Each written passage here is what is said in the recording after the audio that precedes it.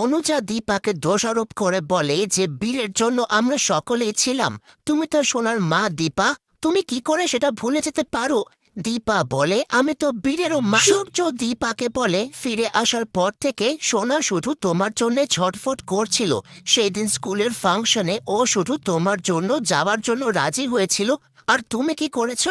মাঝপথে ওকে ছেড়ে চলে এসেছো। জয় তারপরে সূর্যকে বলে যে যেই দিন বৌদিদি আর রূপাকে তুই খুঁজে পাচ্ছিলি না, সেই সময় তুইও তো সোনাকে রেখে পাগলের মতো খুঁজতে বেরিয়েছিস। বলে যখন আমি বুঝতে পারলাম যে আমি সোনাকে হারাতে বসেছি, সেই সময় আমি বাবা হয়ে সবকিছু মেনে নিয়েছি।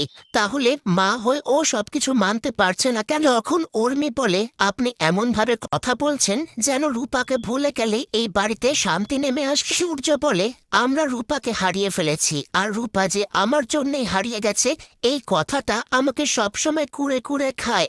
কিন্তু তাই বলে আমি সোনাকে হারাতে পারবো না। সারা জীবন একজনকে খুঁজতে খুঁজতে আমি আরেকজনকে হারিয়ে ফেলবো, এটা হয় না দীপা। প্রথম থেকেই তুমি রূপার ওপরে সব থেকে বেশি ফোকাস করেছো। আজকে সেই জন্যই হয়তো সোনার মধ্যে এই পরিবর্তন হয়েছে। যে এখনো সোনার কাছে আসেনি, সেই জন্য সোনা নিচে নেমে আসে তার বাবার জন্য। দীপা সোনাকে জড়িয়ে ধরতে চাইলে বাড়িতে সবাই দীপাকে বলে যে আমাদের মনে হচ্ছে তোমার এবার ওদেরকে একা ছেড়ে দেওয়া উচিত। যে বসে দীপা রূপার জন্য কান্না করে আর সোনার জন্য একটা গান করে।